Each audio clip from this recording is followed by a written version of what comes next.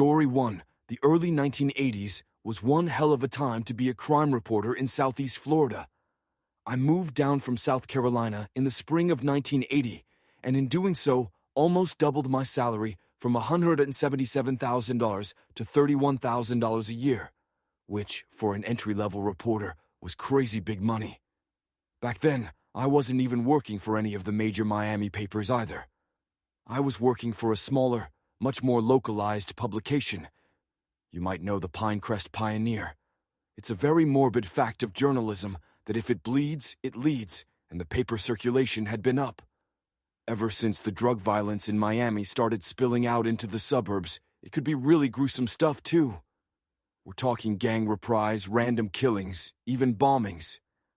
Hence why my new salary was so good. But the thing you start to notice after a while of covering this kind of gruesome thing is the corrosive effect it has on wider society. It's like something gets into the water supply or infects the collective consciousness, and for a time it seemed almost every other person in Pinecrest was up to no good.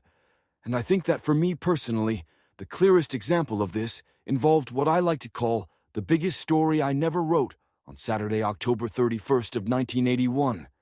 There was a party at one of the big houses over on Marissa Drive. A wealthy boat salesman had allowed his 17-year-old daughter to throw a Halloween costume party in their backyard. She invited all her friends. They had the night of their lives. And around midnight, the boat salesman pulled the plug and then politely called time on the party. Everyone filed out into the streets outside, and then slowly, but surely, all the girls' friends began to safely make their way home, all except one. The next morning, the parents of a girl named Christine Parks reported her missing to the Miami-Dade Police Department, and initially the prognosis was not good. All the houses on Marissa Drive, as well as the streets that surrounded it, are all built onto a kind of artificial canal, which allows the homeowners to dock their boats right next to their backyards. The police quickly theorized that since some of the girls had snuck alcohol into the party, Kristen had walked off on her own, fallen into the water, and drowned. Some had their doubts because no one had heard any yelling or splashing, but still the cops dragged the canal for any human remains, if only to be able to rule it out as a possibility. But no human remains were ever found. 3 days into the search, and with law enforcement becoming increasingly desperate, a trucker was driving past the lake at the top of the South Dixie Highway Way when he saw a half-naked girl staggering out of a patch of trees near the side of the road. He stopped. His truck jumped out. Then, after using his jacket to give the girl some dignity, he asked what she was doing out there, all alone with half her clothes on the trucker. Later said that the girl seemed drunk and that she didn't remember where she was or how she'd got there. The only thing she remembered was her name, Kristen Parks. As you can imagine, Kristen's family were elated to see that she had returned alive, but she was not returned unharmed following a thorough medical examination. It was determined that Kristen had been drugged, abducted, then repeatedly and brutally violated over the course of the next 48 hours. Then, instead of killing her, her abductors drugged her one final time, then drove her out to the South Dixie Highway in the middle of the night and dumped her in a wooded area. Kristen had been relatively calm and stable while under the drug's residual effects. But once she sobered up, it was a different story entirely. The trauma of what she'd experienced over those past few days was simply too much for her young mind to handle, and from what I understand, she suffered a total nervous breakdown. She withdrew from school, stopped seeing friends, and despite undergoing a rather radical course of medication and therapy, Kristen remained mentally and emotionally crippled by the horrors she glimpsed through the ha-miss of her memory. But what made things 1,000 times worse was the fact that the search for her attackers very quickly ground to a halt. The investigation's lack of progress was greeted with fear and concern by Pinecrest citizens, and some were extremely vocal in their demands for justice, but none more so than the boat salesman whose home the party took place in. This is the point where I have to change some names to protect both you and I from some pretty nasty lawsuits, I imagine. and from what I understand, our boat salesman is still a very litigious man. And I'd hate to see you be punished for doing me the service of reading this out loud, so instead of referring to him by his real name, I'll just call him by another Mr. Stone. And Stone had personally offered up to $10,000 reward to anyone who helped bring Kristen's attackers to justice, and had even offered to hire a private investigator to expedite the process with regards to the second point. Kristen's family declined his charity, but Mr. Stone remained highly and publicly vocal in his demands for justice, and he even put up a billboard outside his showroom for a while, begging the public for further information. When we met at a charity auction in the spring of 1982, it was him that actually suggested that I start investigating the whole thing, and he offered his full cooperation in the hopes that my reporting contributed to catching Kristen Park's abductors. I couldn't work the case full-time. I still had other assignments to complete, but my editor gave me full permission to work on it. Whenever and wherever I could provide it, he got the first option to publish it. The police had never arrested or charged anyone with Kristen's abduction, but they'd still questioned a handful of suspects in relation to the incident. The first was a young man Kristen had supposedly been dating, who had reacted badly when she broke up with him. He too had been at the party, but thanks to various allies, he as ruled out as a suspect. The second person questioned was a security guard hired by Mr. Stone to ensure the partygoers stayed away from the canal at the rear of the house. The security guard said that at one point during the evening, Kristen had approached him to begin a conversation. The guard claimed Kristen showed signs of intoxication, so fearing that someone had smuggled alcohol into the party, which they had, he went to inform Mr. Stone. Stone instructed the security guard to head back outside, find the source of the alcohol, and then confiscate it. But when the guard returned outside, Kristen Parks was nowhere to be seen. Assuming she'd simply run off to hide among the throng of dancing teenagers, the guard simply carried on doing his job, trying to figure out where the booze was coming from. He didn't see Kristen again that evening, and it wasn't until the next morning that he learned that she was missing the third person that the cops questioned, and who for a while was considered their prime suspect, was an ex-con who lived on a construction site out on MTA Island. MTA is one of South Florida's most affluent neighborhoods, and with most of the homes there offering more than 10,000 square FT with high-end amenities such as gourmet kitchens, wine vaults, and spacious outdoor areas, which raised the question, what was an unemployed ex-con doing living out there? Well, the ex-con, a man named Frank Jeffers, had taken to squatting among the bones of a half-built home, and due to some pretty tight legal loopholes, the authorities were unable to effectively remove him. Somehow Jeffers had managed to get his hands on a small boat which he used to sail over to the wealthier neighborhoods on the edges of Pine Crest before absconding after committing petty acts of theft and vandalism. Jeffers had been arrested around half a dozen times, mainly for things like trespassing or harassment, but that's not what he earned a conviction for. You see, about 20 years earlier, Jeffers was arrested after abducting his neighbor's 14-year-old daughter. He bundled her into his car while she was on her way home from school, and if it wasn't for several witnesses reporting the license plate of the car, there's no telling what Jeffers would have done to that girl. The cops pulled him over as he tried driving the girl down into the Everglades then, and he spent 16 years in prison on charges of aggravated kidnapping after he tried and failed to fight the case. Well, now Jeffers was out, and apparently he was up to his old tricks again. It was Mr. Stone who turned the cops' attention onto Jeffers. In the first place, his family had been unfortunate enough to have several run-in with the man, including one incident in which he'd scared the heck out of Stones. Then, 16-year-old daughter, while she was sunbathing. Jeffers had been making a nuisance of himself ever since his release from prison, and by the spring of '82, he constituted the cops' most likely suspect in Kristen Park's abduction. He was questioned on several separate occasions, and his alibis for his whereabouts on the night of the abduction were apparently shaky at best, but lack of solid evidence connecting him to the crime shielded him from arrest or charges. It seemed only a matter of time before police would be able to gather sufficient evidence against him. However, following a break-in at a Pinecrest boating goods store, police attempted to place Jeffers under arrest, but when they rolled up on his half-completed squat, he opened fire on them with a .45 caliber handgun, and as you can imagine, the cops were less than thrilled that Jeffers had suddenly decided to go out with a bang, but still they obliged him. And following a hail of bullets and buckshot, the number one suspect in Kristen's abduction and assault was no more. I spoke with Mr. Stone following Jeff's death, and while he expressed regret that the case's number one suspect would never see true justice, he said there were far worse ways for something like that to turn out and to be honest. I was inclined to agree with him after covering serious crimes all around Florida and South Carolina.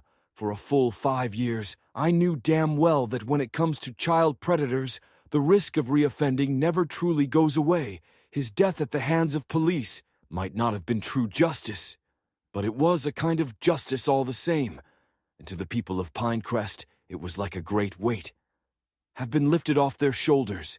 It seemed like Jeffers had gone and written the end of my article for me, going out in a blaze of inglory. To coin a word, I thought all I needed to do was tie up a few loose ends in terms of some of the info I'd gathered.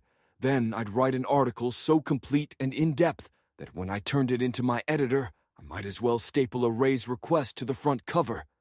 But then those loose ends turned out to be like a loose thread and a knitted sweater, and the more I tugged at him, the more the whole goddamn story, as I knew it, started to unravel before my very eyes. Jeffers had 2 alibis for the night of Kristen's abduction to get around. He either had to drive his boat or walk, which is how he ended up drunk out of his mind, walking past his neighbor's house. On the night of the abduction, by his own admission, Frank Jeffers had been, and I quote, singing drunk, and had been wailing so loud as he walked past his neighbor's place that his neighbor had come to his window to shoot him a very disapproving look, and Jeffers claimed that they locked eyes long enough for him to flip his neighbor the bird, and then after yelling at him to go fornicate with himself, so to speak, the neighbor closed his curtains and presumably went back to sleep. But then when the cops went to question this neighbor regarding the exchange, he claimed it never happened. No one had any reason to doubt the man. He might have disliked Jeffers, but sure, not enough to perjure himself in a court of law. Right, yet it was this particular point of interest that first made me realize that all was not as it seemed. I heard from one officer, who shall remain nameless, obviously, that the neighbor had altered his story once he realized Jeff's freedom was the line. At first, he said he heard Jeffers returning home, but later he changed his story to say he assumed it was Jeffers returning home, but that he never actually laid eyes on him. He hadn't gotten out of bed, and he certainly hadn't shut his curtains after Jeffers had flipped him the bird. Everyone kind of knew the guy was lying. I believe cops when they say that they get a sense for lying, 'cause I developed the exact same thing over the years. But if the guy truly was out of his mind, and he hated Jeffers that much, that he was willing to perjure himself, then there wasn't much that they could do to stop him, especially when he made such a convenient scapegoat. The second of Jeff's 2 alibis came from a bar that he went to late that night, a little place down near Cape Florida Beach, named Buddy's, and the cops had approached the bar's sole proprietor, who promptly handed over copies of the night's security camera footage. Yet when it came to entering the footage into evidence, they decided it wasn't clear enough of an image of Jeffers and refused to enter it. But then instead of returning the bar owner's property to him, they neglected to do so. I found that out when I went to talk to him, and since it had just been a blank VHS tape, the guy wasn't exactly ready to lawyer up over it, but he was still pissed about it and used it as a jumping-off point to complain about the cops to me for around 10 minutes straight, and I just let him talk, and then I tried to steer the conversation back in the direction of the security camera footage, and it turns out he had the original tape on site and was more than willing to show it to me. Now bear in mind this was back in 1982, so even the most cutting-edge security camera footage was still very fuzzy compared to the kind of crystal-clear images you kids can shoot today. But Frank Jeffers was and exactly inconspicuous. He liked bright colors. Only ever wore a wife-beater, swimming shorts, and a pair of sandals, and had a streak of bleach blonde hair. Kind of like a messy mohawk, I guess. His fashion sense was part of the reason that he was so easy to ID when it came to all of his petty crimes. And when the owner of Buddy's showed me his security camera footage from that night, there was Frank clear as day. He couldn't see his face, and I suppose, in theory, it could have been someone who just so happened to look and dress like him. I'd never personally met the guy, but from how he'd been described, I was confident you could have shown that footage to just about anyone who knew him, and they'd say that's Frank Jeffers, and there's no question that it was him. In fact, just about the only question I had at all was how the hell didn't the footage pass for a positive ID? And to get an answer, I ended up getting in touch with one of the cops who took part in the investigation. Prior to Jeff's death, he told me that on the advice of some hotshot attorney they had got in touch with, they'd been told the footage was unusable in the eyes of the law if it didn't display any prominent facial features, scars, or tattoos. Then it couldn't be used by Jeff's future defense attorneys, and therefore did not constitute an alibi worth taking seriously. I remember telling him how if that were me on a jury, I'd have no problem considering it. Some solid evidence, if the man himself was stood there right in front of me, with that same streak of blonde hair matching the one on the videotape. But the cop I spoke to just shook his head and told me it was out of his hands, and on the advice of that hotshot attorney, the higher-ups had declared the tape wasn't a sufficient alibi, and that Jeffers was to remain the case's primary suspect, and to me, this seemed like a huge mistake. So I was very curious to know who this wise attorney character was. The cop made a phone call, then told me the attorney had been commended by none other than Mr. Stone. I knew the cops weren't interested in reviewing the tape, but Mr. Stone sure would be, especially if it was his attorney that had made such an error of judgment. I didn't hesitate to contact him, but when I did, he acted in a similarly obtuse manner. As the police department, he thanked me for my concern, but advised me to trust in the counsel of his attorney. Jeffers had been the most likely suspect, and now he was dead, case closed. I asked if he'd seen the security camera footage from the bar out near Cape Florida Beach, and he hadn't. But then when I told him that I was strong, considering the possibility that Kristen Park's attacker hadn't been Jeffers, and that the real one was still out there somewhere, Mr. Stone suddenly snapped at me. I remember him asking, "Just who the hell do you think you are, buddy, then?" In a roundabout way, he accused me of trying to piggyback on a tragedy that furthered my career. I told him that was the last thing I was trying to do, and how the only thing that mattered to me was finding Kristen's attacker before he hurt anyone else. Mr. Stone then replied that if that truly was the case, then I'd respect the opinions and judgments of those more qualified than I. Anything less would no doubt only increase the pain and suffering of those affected. The last thing I asked him before he hung up on me was if he'd at least come and view the security camera footage for himself, and after that the phone line went dead. What Stone said about only increasing pain and suffering rattled around my mind for the next couple of days, and I really struggled with the possibility that deep down my motivations really were entirely selfish. I figured that in his mind, having the Parks family believe Jeffers was Kristen's attacker gave them a degree of closure, and me convincing them otherwise was simply unacceptable to Mr. Stone, who no doubt wanted the whole morbid chapter of his life to be over and done with. But to me, bringing the real attacker to justice was the greatest gift anyone could possibly bestow upon them. The Parks family didn't need a sense of justice. They needed real justice, and with each passing day, it looked more and more like it was up to me to provide it. I never reached out to Kristen before. I didn't think that I really needed to. But in coming up against such a solid brick wall, I figured that I had no other choice but to explore every possible avenue of investigation.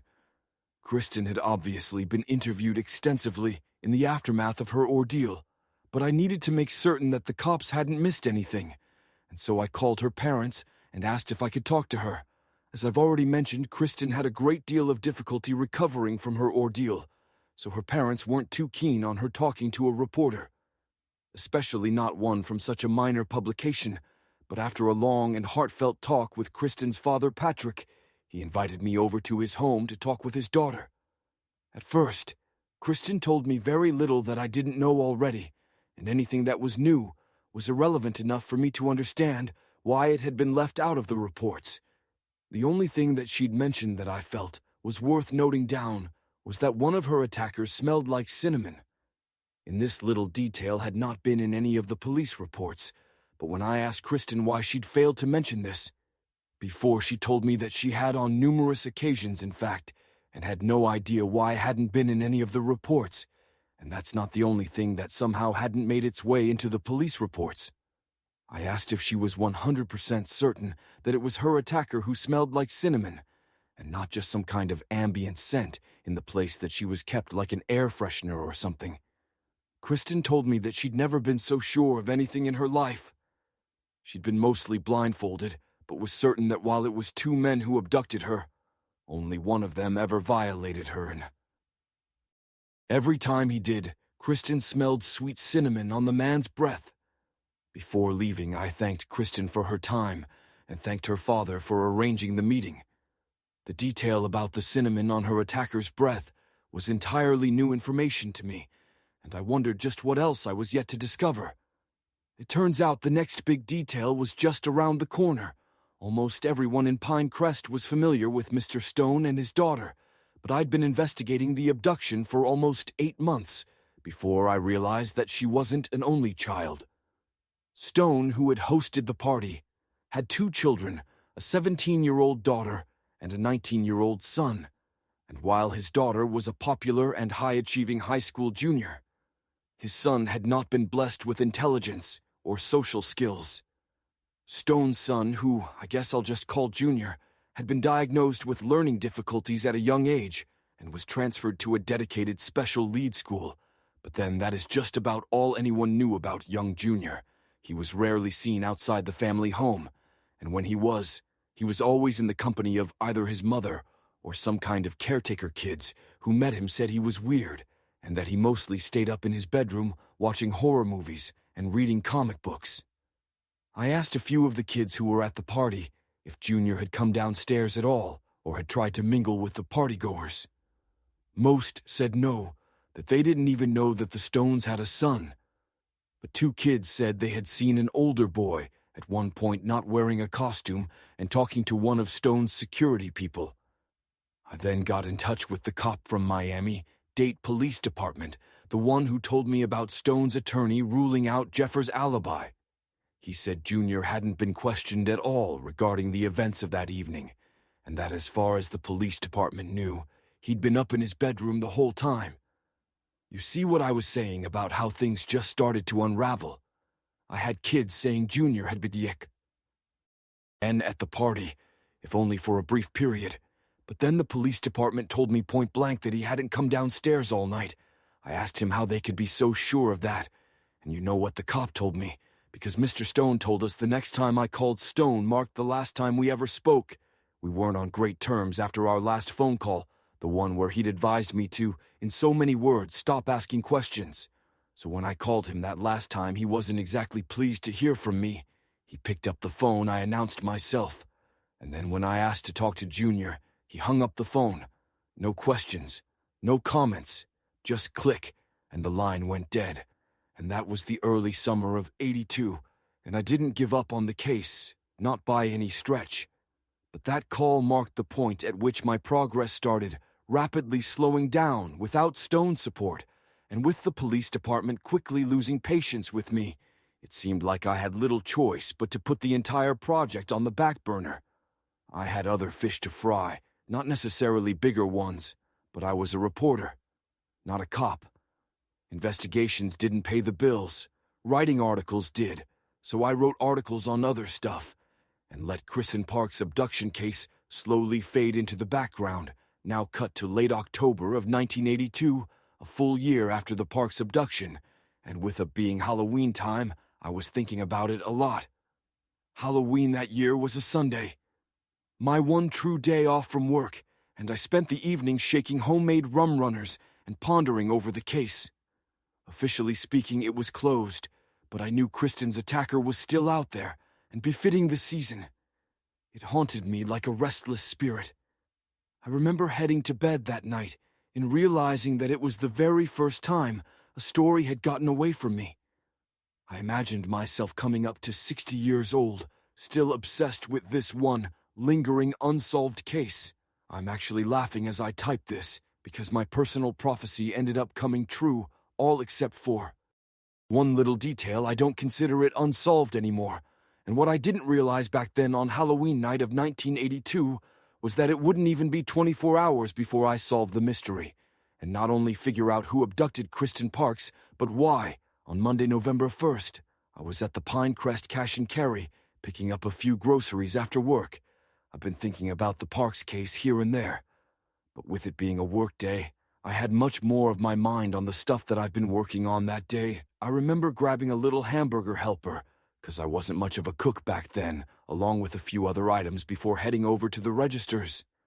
Now I got in line. Then when I looked up, I saw the lady in front of me was one of Mr. Stone's housekeepers, who I'd met once or twice while visiting him at home. We exchanged greetings then. As we were chatting, my eyes wandered to the groceries that she had lined up on the little conveyor belt, along with an assortment of cleaning items. There was a whole bunch of Halloween candy, and I correctly assumed that the bags had been heavily discounted due to the end of spooky season. But the thing that really got my attention was how there had been at least 5 or 6 bags of the same candy, and that particular candy was atomic fireballs. I remember saying to Anessa Stone's housekeeper that someone must have really liked those candies. I remembered them from when I was a kid, but I never did like that name. Fireballs having my mouth burned just wasn't what I was looking for in a candy, so I never paid any interest in them, on account of their name alone, and that's half the reason that I made the comment in the first place, just wondering which little psycho, like the idea of sucking on an atomic fireball instead of maybe a Jolly Rancher or Lemonhead. Anessa looked at me, kind of chuckled a little, then told me that they were all for Mr. Stone's son, Junior, that he loved those candies more than anything, and that they probably helped some dentists.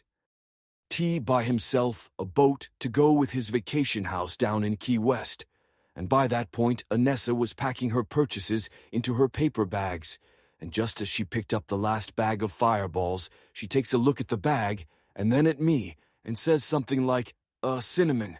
There was a very, very brief moment, maybe only a millisecond, where I thought to myself, I never knew they were cinnamon-flavored. And then everything dropped, like the meteorite that wiped out the dinosaurs. Cinnamon, the exact same scent Kristen Parks had smelled on her attacker. Whenever he violated her, cinnamon, the favored candy of Stone's son, who lived his life watching splatter films in a windowless room on the 3rd floor, and was seen talking to the security guard, who just so happened to be the last person to see her talk to Kristen Parks at that party. Frank Jeffers didn't have a van. He also didn't have a place to hold a teenage girl prisoner for a few days, either not somewhere secure, like a storage unit, which is exactly where Kristen believed that she was being held. But Mr. Stone, who suddenly didn't seem so excited on seeking justice for Kristen.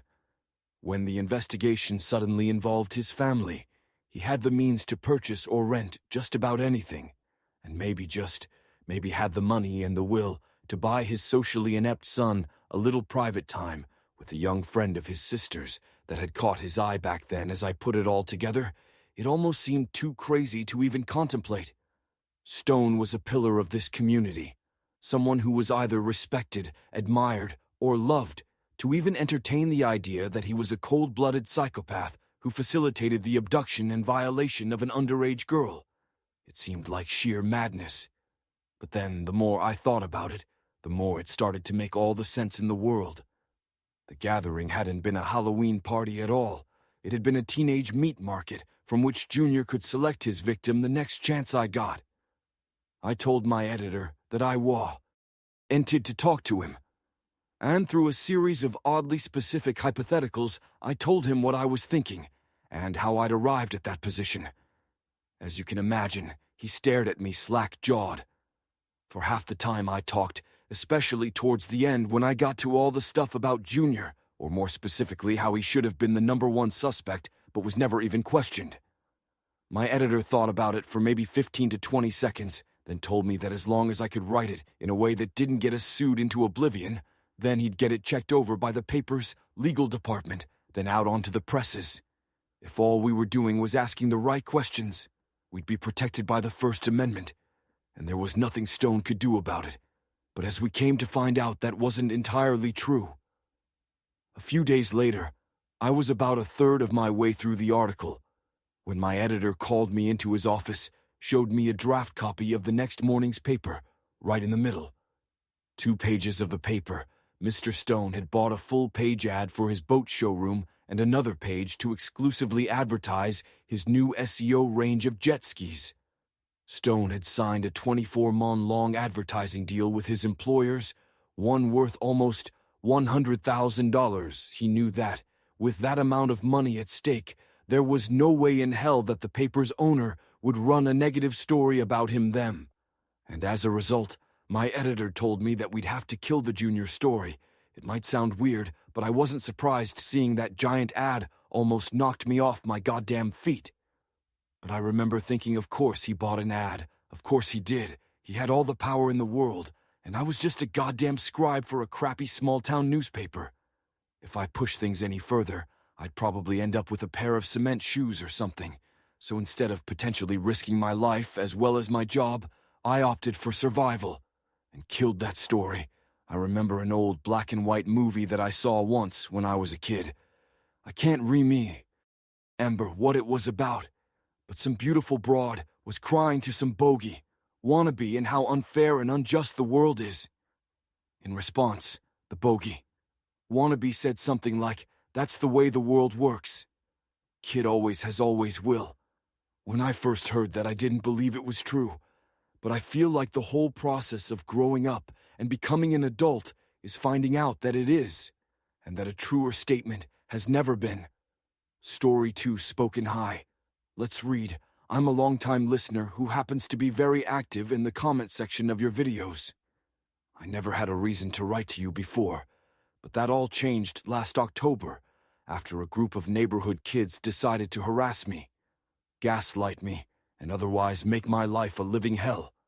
I also want to take the opportunity to issue trigger warnings for poor mental health pathogen, anxiety, gang-stalking, and interactions with cops.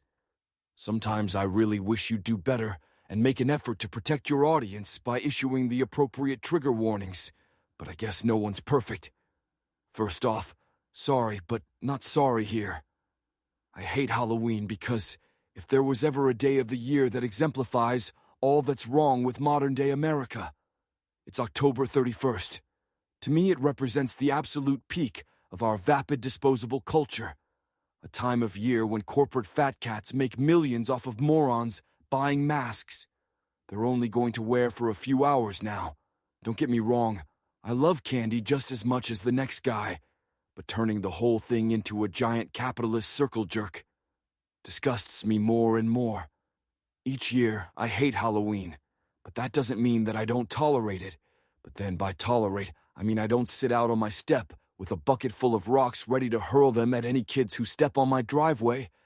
I don't leave a bowl of candy out for the little brats, who, by the way, almost always come from rich families who don't need to be extorting food from these less fortunate than them. But I do leave a sign out front saying no trick or tea. Read no exceptions, so they know not to knock on my door. The sign worked in 2021, and it also worked as intended in 2022, which, by the way, they shouldn't have been out. But last year, a group of kids decided to completely ignore it and came walking up my driveway to knock on my door when I heard someone knocking. I assumed it couldn't possibly be trick-or-treaters. So when I opened the door and saw a bunch of kids wearing cheap full-body Marvel hero costumes, I was not pleased. First off, they looked way too old to be trick-or-treating the kid. In the Iron Man costume, looked like he was 12, 13 at the most, and when they all said trick-or-treat in unison, it sounded so entitled that it made me want to barf. I looked down at the kid who was attempting to look like Tony Stark and told him that his costume wasn't even lore accurate. He looked at me kind of funny, and asked what I was talking about. So I told him that the circle on the Iron Man's chest is called the arc reactor. It's supposed to be yellow. The fact that it's blue in those dumb Corofest movies is a stylistic choice. They made it a vibranium core to sell more Black Panther tickets, when traditionally the reactor has been depicted as yellow or gold to signify different technological iterations. And by the time I was finished, all 4 kids were looking at me like I was speaking another language, so I just stepped back inside and told them to buzz off and then slammed the door in their faces. I deal with a lot of generalized anxiety, and pathogen control is a huge trigger for me. So just that minor interaction had me feeling extremely uneasy as I went and sat back down in my computer chair. But no sooner had I sat down than I had heard someone knocking at my door for a second time. I knew who it was. There was no way it could have been anyone but those kids again. So I stopped back towards my front door, opened it up, and then lo and behold, it was the trashy Marvel kids in their cringy costumes when I asked what they wanted this time. The kid in the Iron Man costume told me, we gotta trick you now, right? And that alone infuriated me. But as he and his little friend started to laugh at how angry they'd made me, I just exploded. I yelled that if they came anywhere near my house again, I'd be contacting their parents, and then for the second time, it would felt like as many minutes. I slammed the door in their faces. I was almost shaking with anger by the time that I got back to my computer, because the level of entitlement in those brats was just off the scale. They had completely ignored my no trick or treating son sign. In fact, I feel like there's a good chance that the sign was the only reason they knocked on my door in the first place. They were lucky I'm not the kind of person to call or talk to the cops for any reason, otherwise I'd have been dialing 911 and giving their description to the dispatcher. But being the decent and private person that I am, I don't ever call or talk to the police, and I tried calming myself down a little with breathing exercises, and then tried playing a little Overwatch in hopes that that might mellow me out. But then we're talking no more than 5 or 10 minutes later, I hear someone knocking on my door. For a third time, I recall being totally unable to stop myself from letting out a sort of screech of frustration as I marched towards the front door. And when I swung it open, with a face that probably looked like thunder, I saw a very alarmed-looking lady and a group of kids, and when I yelled at them asking if they were blind and couldn't see my sign, they told me there was no sign. I kind of scooted Ed past the grown-up lady, so I could see my porch fully then, when I saw that there was no sign. I felt like I was about to pass out. Those evil Marvel kids had stolen it, I think, and I screamed at the kids and the lady to get the hell off of my property and then walk back into my house and close the door. I had to take a seat on my stairs for fear of hitting my head if I passed out a gee-gee, and then decided if I didn't take something I was probably going to have a really bad night. In terms of my anxiety, they always make me feel a little drowsy, but they're super fast acting, and they always hit the spot when I need it. And I took one, put up a fresh sign saying no trick or treaters, but this time in my windows, so no one could steal it, and then went on with my evening in peace. But that peace probably only lasted an hour. I just started my second playthrough of one of my more favorite games when through the wall of sound my headphones provided, I heard thunk, thunk, thunk, and like one hollow bang and then 2 more. In quick succession, the first scared the living hell out of me, but the second and third sound sounded almost familiar, and I had an immediate idea of what had just happened. And lo and behold, on the outside of the window pane where I placed my no trick or treat or sign, 3 broken eggs were dripping down the glass, and I was so angry that I was almost completely dissociating. I remember seeing the eggs.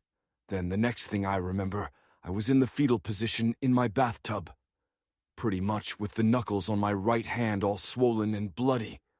I took a second pill and then took a shower, and then put some salve on my knuckle before I decided to just take a nap, if I hadn't CM'd down by the time my alarm went off. Then, I just call it quits on the whole day, and then take enough melatonin and doxy to knock myself out for the whole night, and that was around 700, and when I woke up at around 9, I felt much calmer, so I figured I'd just go play some more Overwatch to take my mind off of things before that I needed to eat. So I got dressed, walked out downstairs and went into my kitchen to get myself some snacks. None of the lights were on in my house, and I prefer low light or darkness when I first wake up to prevent sensory overload, so I figured that it must have looked like I'd gone out or had headed to bed for the night, because no sooner had I lined up some brisket ad slices ready for the PB&J than I heard the distinct sound of someone softly stepping on the loose paving slab around the side of my house. The guys I hired didn't level the foundations of the driveway properly, so around the side near the gate leading to my backyard, there was this one loose slab of stone that rocked and knocked whenever you stood on it. Even if you stood on it very lightly, there would still be this sort of soft dunk sound, and that's the exact sound I heard coming through my open kitchen window. My first reaction was to sneak back upstairs to my bedroom, where I planned on hiding until whoever it was had finished whatever they were doing. I didn't mind losing some stuff to some unhoused folks in a home robbery, but I was terrified that whoever it was might want to assault me or do something terrible, which would only add to the mountain of trauma I'm already burdened with. But then, and excuse the potential for over-description here, but as I got to the bottom of my stairs, something caught my eye through the unfrosted portion of my front door's glass panel. It's mostly frosted, but there are small strips around the outside that are fully transparent. I glanced towards the door as I reached the bottom of the stairs, but I didn't see a white crime van parked at the end of my driveway or more unhoused folks making their way towards my door, and instead I saw a group of kids dressed in regular clothes who looked an awful lot like the Marvel kids who had knocked on my door just a few hours earlier, around the same heights. It wasn't some home invader creeping around the back of my house. It was one of the trick-or-treaters. No doubt come to do some additional tricking in my backyard. I slipped on my sneakers and headed towards the back door in my kitchen, which led out into the backyard. I waited a few seconds, hand on the doorknob, and then flung it open as fast as I could, rushing out into the backyard to be greeted by none other than the Iron Man kid. And I don't to think I have the words to describe the kind of satisfaction I felt when I saw the look of pure terror in his beady rat's eyes. It was glorious, and I felt like an avenging angel as I slammed my body into him as he tried to escape. He had only one way to run, but since I caught him by surprise, I was able to cut him off in a very effective manner. I'd never been much of a fighter, and I never played any sports in high school at all. So I didn't know the first thing about tackling or taking anybody down, but let me tell you, throwing all 243 lbs of myself at this kid as hard as I could manage, that sure as hell did the trick. He smashed into the wood fencing at the side of my house so hard he basically slid down, and afterwards, before trying to find his feet again. I say tried, because you can bet your ass that I didn't let him. And when he tried to scream, I found myself instinctually going for his throat and mouth to stifle his cries, and he was so much shorter than me and so much weaker that it almost seemed way too easy to just snatch him up like that. And then one by one I wrapped both my hands around his throat and squeezed the way it cut off all of his breath and completely silenced him. Was nothing short of exquisite, I might add. But as I squeezed and squeezed, lifting him off the ground and feeling his little legs kicking out, underneath him I realized that if I squeezed any harder, I'd be in danger of crushing his neck and outright killing him. I didn't want to kill him. I just wanted to scare the kid. And since I happened to know the difference between choking his breath and choking his artery, don't ask how I know this, I decided to mess with him a little bit. I loosened up my overall grip on his neck, but focused my grip on either side of his larynx, which had the effect of slowing down the blood supply to his brain. And that's all I had to do was count to 5, and the kid went from flailing around like a fish out of water to limp as a wet noodle. I shouldn't have laughed, but God did his dumb little face look hilarious as he started to snore. His eyelids were half open, and his eyes were rolling into their sockets as I laid him down and started dragging them further into my backyard. The kid woke up again by the time we reached the grass, but he was so woozy and lightheaded that not only did he have no clue what was happening, but he didn't seem to know where he was either. He said a name, Brian or Ryan or something, thinking maybe it was his friend, and not me who was dragging him across the grass. I think. But when I stopped dragging him and he turned to look, I got to enjoy a second look of pure pant-wetting fear in his beady little eyes. He managed to stammer out something that "please don't." Before I started to approach him then, as he rolled over and tried to get up and run off with his back to me, I took an arm around his throat and began to choke him again. I have to reiterate at this point, I'm not a bad guy, so at no point did I actually plan on killing this kid, but having said that, it was still a lot of fun making him think that I was going to do so. And as I squeezed in just the right spot on his neck, I told him those were the final few moments of his life. Then just as he really started to buck and roll around, he went limp again, and then I laid him back down in the grass. I kind of wish that I had the presence of mind to get it all on camera, because I think I'd have watched it back 800 times by now, just laughing at how darkly humorous this all really was. I'd have sent the kid and his family a copy of the recording too, just so they can see the moment that I laid him down in the turf and began stroking his hair. I wasn't trying to be creepy about it, and I didn't do it because it excited me. Not in the way that you're probably thinking. I did it because that time, it really did look like he was just sleeping, and he made that weird snoring sound even louder than the first time, a few seconds later when he woke up. For a second time, he was just as confused and groggy as the first. Then right, as he looked at me almost to ask, "Who are you?" I told him, "You're dead, kid. Welcome to hell." And at that moment, he peed his pants. The kid straight up. He'd his pants right there in front of me. As tears started to well up in his eyes, and he starts to hyperventilate. I had to smack him full force across the face to stop him from going into shock, I think. And this kid must have been 12 or 13 at the minimum.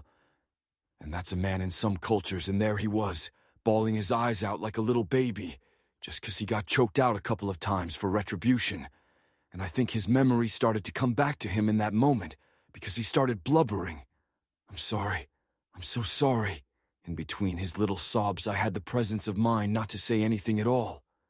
For a moment, I just drank in the image before me, thinking, I did this. I took control, and I hadn't felt real pride like that in so long, and I could have done so much more to that kid, but I decided enough was enough, and it was time to let him leave.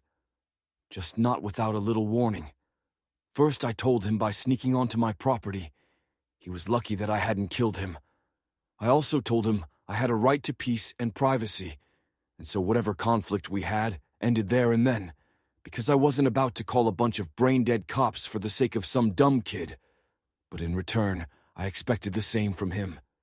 He was going to keep his mother effing mouth shut, and if he didn't, if I got so much as a whiff that he told another living soul of what had happened that night, I was going to saw through his mom's neck with a hack softer violating her in front of him.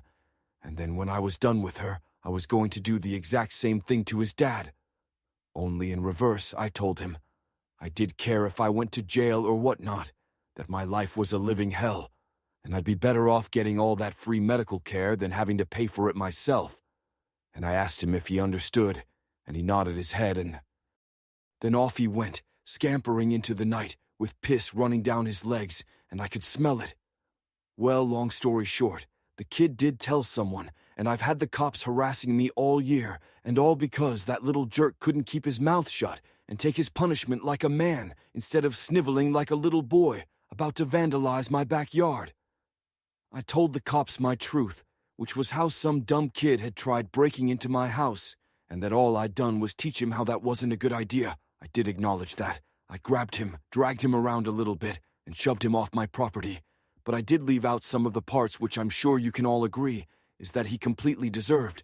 And I think that's only fair, though, because the kid said nothing about throwing eggs in my window or stealing my sign. He'd left out that little part, and you have to ask yourself, which is worse, criminal damage and theft of property, or a little rough and tumble with a kid that I did an effing favor for in teaching him a lesson? He had no right to be on my property. He had no right to steal my stuff. He effed around and he found out, and if I do end up getting arrested over this, maybe I should follow through with my little promise to baby Tony Stark. Maybe I'll find out where he lives, where Mommy and Daddy lay their heads and show him how some people are not to be messed with, and I'll be damned happy to submit a follow-up from Story 3 Jail just prior to 10 p.m. On Saturday, October 30th of 1993, 3 men walked through the doors of a single-story, red-brick bar named the Rising Sun. The Rising Sun is situated in the northern Irish village of Greysteel, a Catholic-majority town of just over 1,000 people, which lies in the northwestern coast of County Londonderry. That evening, the bar was hosting a Halloween party for the town's residents, with a great number of them donning creepy costumes before descending on the Rising Sun to drink and dance. Till the wee small hours of the morning.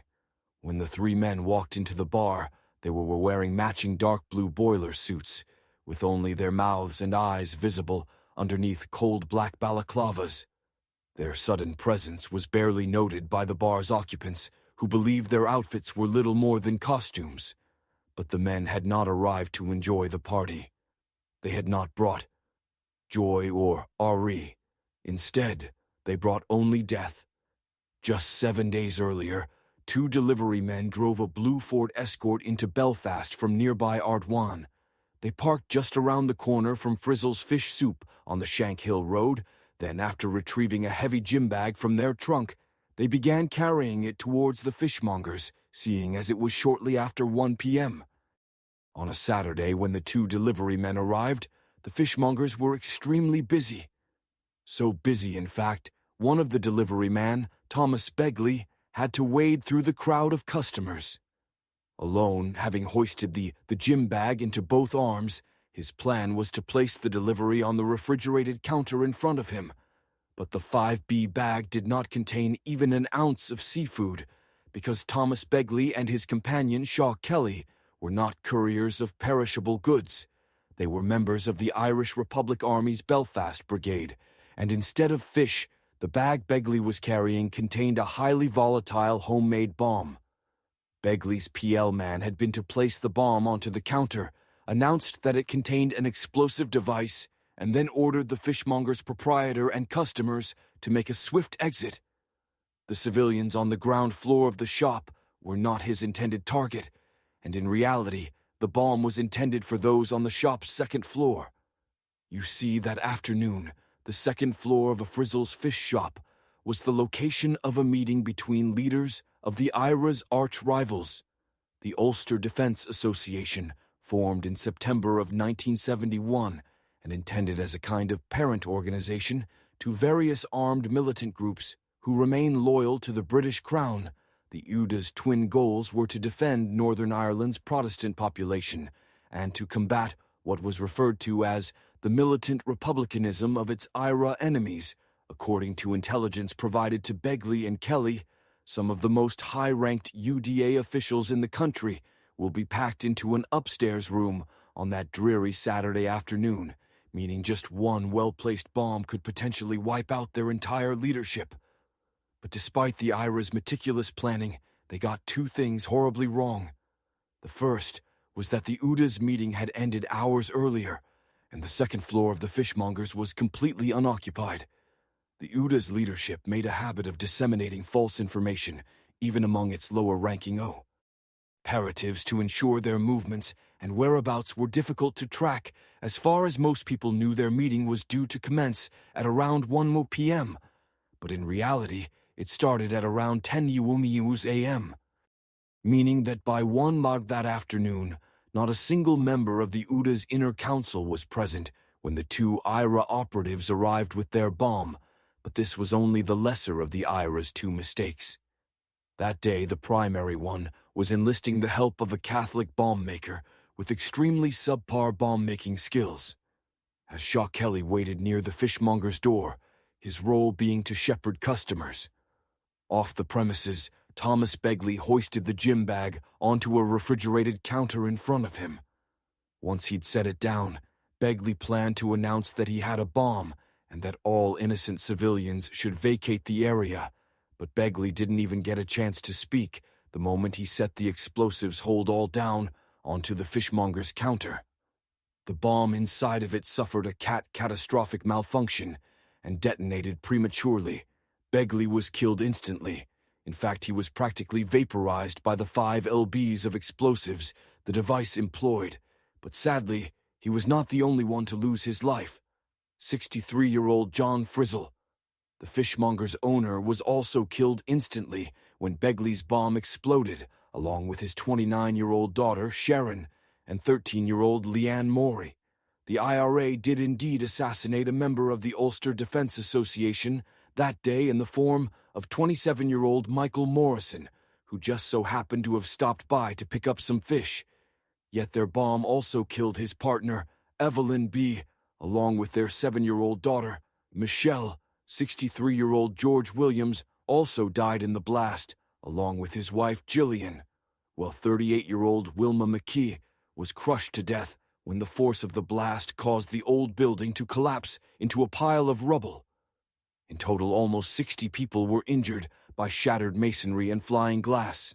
Then, over the next several hours, broken bodies and bloody survivors alike were dragged from the debris by a mixture of emergency services and frantic volunteers in the aftermath of what became known as the Shankill Road bombing.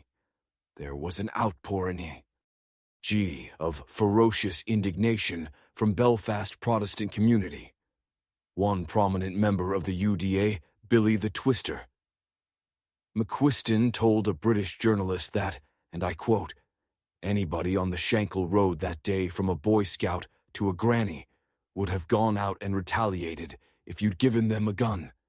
Even though the IRA's plan of attack had sought to minimize civilian casualties, its disastrous execution meant most people saw the bombing as a despicable and indiscriminate attack on Protestant civilians rather than a targeted assassination of the UDA's command and control element. Shankill's Protestant community believed the bomb had worked exactly as intended, but UDA chieftain Mad Dog Johnny Adair knew different.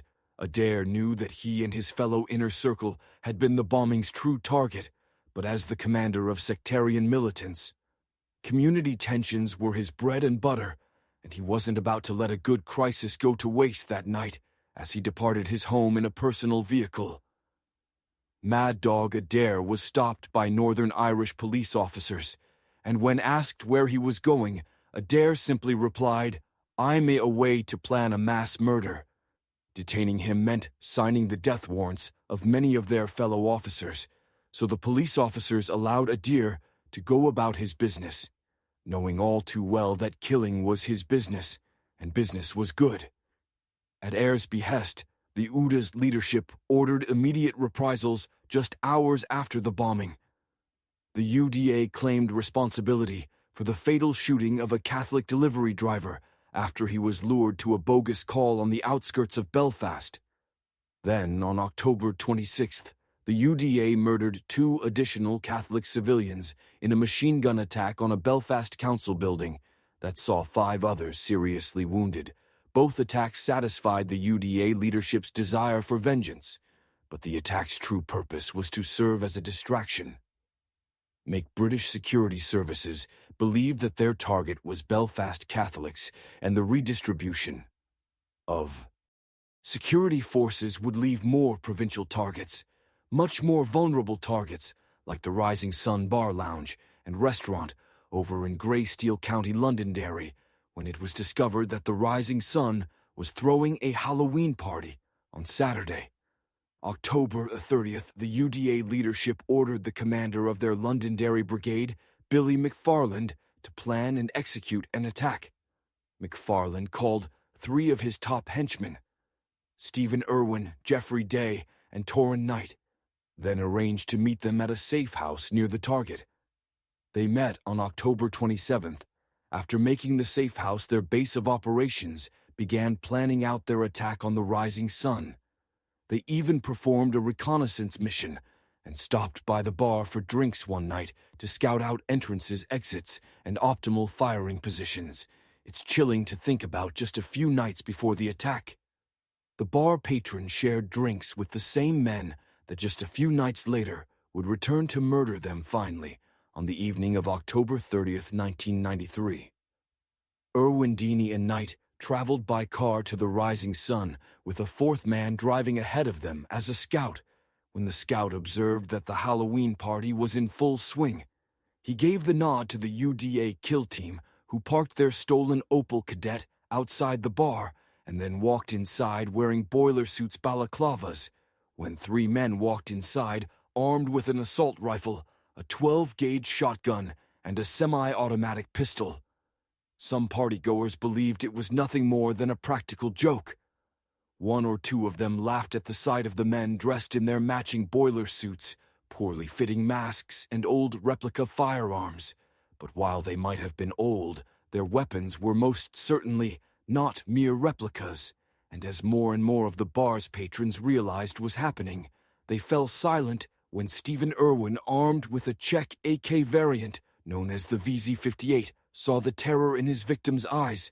He smiled, then, after raising his rifle, he screamed "trick or treat" before he began hooting. Jeff Deeney, armed with a 9mm handgun, fired a single bullet at a woman trying to flee before his weapon jammed, and he spent the remainder of the attack trying to clear the stoppage.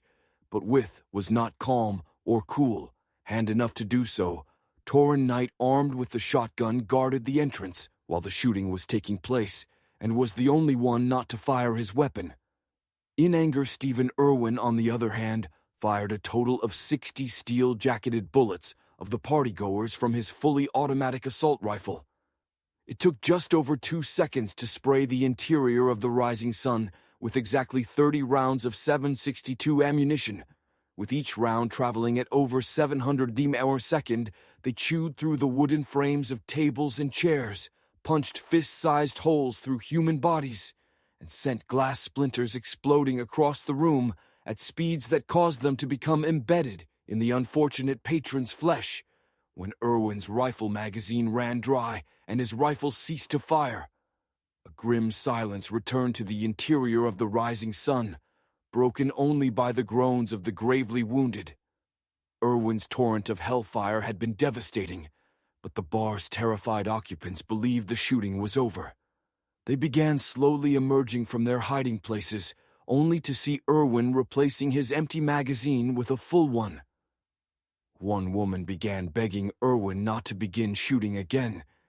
He simply ignored her, continued to reload his weapon, then sent the first of his new bullets through her skull. People scrambled for cover as Irwin once again began spraying the room's occupants at random. And again it took mere seconds for him to send an astonishing amount of lead, ripping and tearing through fixtures and figures alike. When Irwin's second magazine ran out, survivors heard him laughing as he surveyed the death and destruction he'd wrought.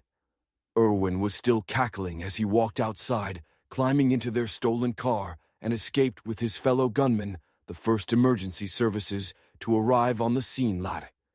Air described it as "is a living hell, dead and dying."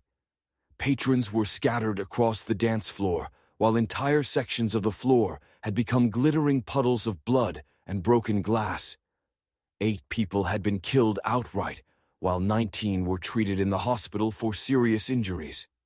6 of the dead were Catholics, while, ironically, 2 of them were Protestants. The deceased were identified as Karen Thompson, aged 19, and Stephen Mullen, aged 20. Also among the dead were Moira Duddy, 59, and Joseph McDermott, 60. The others included James Moore, age 81, John Moe, age 50, John Burns, age 54, and Victor Montgomery, age 76. The following day, the Ulster Defense Association claimed responsibility for the massacre, referred to it as a raid, and stated that the murders were, quote, "the continuation of our threats against the nationalist Ely electorate that would pay a heavy price for last Saturday's slaughter of 9 Protestants." A UDA member from West Belfast claimed their gunmen, quote, "had information that senior IRA men drank in the Rising Sun.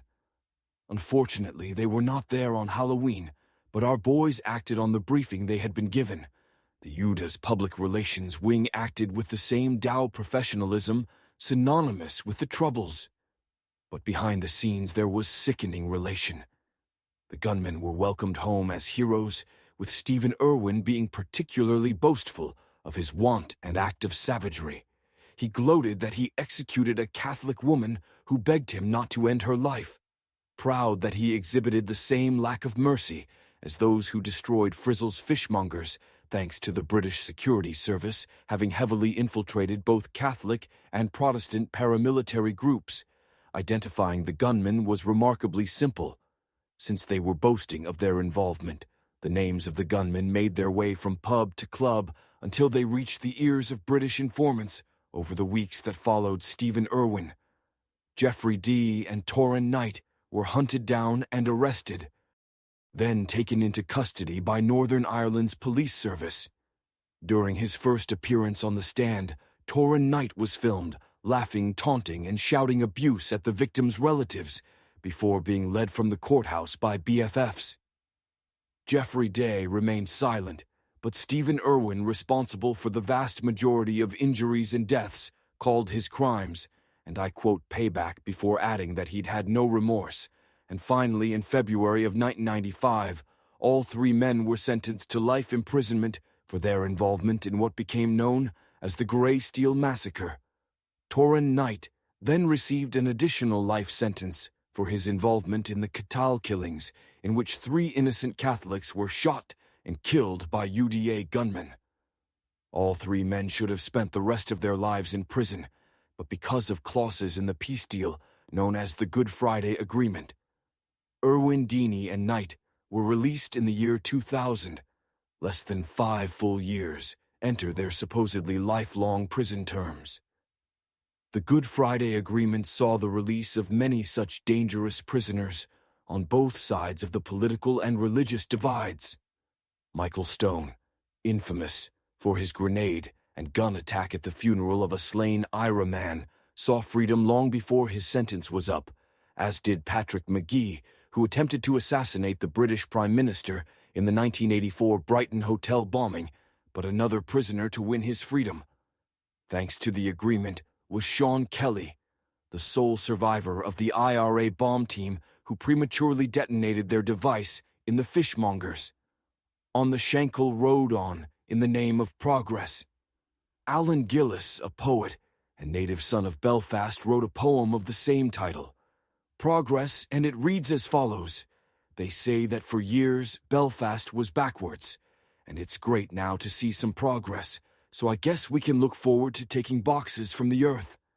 I guess that ambulances will leave the dying back amidst the rubble to be explosively healed, given time, 100,000 particles of glass will create impossible patterns in the air before coalescing into the clarity of a window, through which a reassembled head will look out and admire the shy young man taking his bomb from the building and driving home. Hey friends, thanks for listening. Click that notification bell to be alerted of all future narrations. I release new videos every Monday and Thursday at 9 p.m. Eastern Time, and there are super fun live streams on Sundays and Wednesday nights. If you got a story, be sure to submit them over at my email, letsreadsubmissions@gmail.com, and maybe even hear your story featured on the next video. And if you want to support me even more, grab early access to all future narrations and bonus content over on Patreon, or click that big join button to hear about the extra perks for members of the channel. And check out the Let's 3 podcast, where we can hear all of these stories and big compilations located anywhere you listen to podcasts. All links in the description below.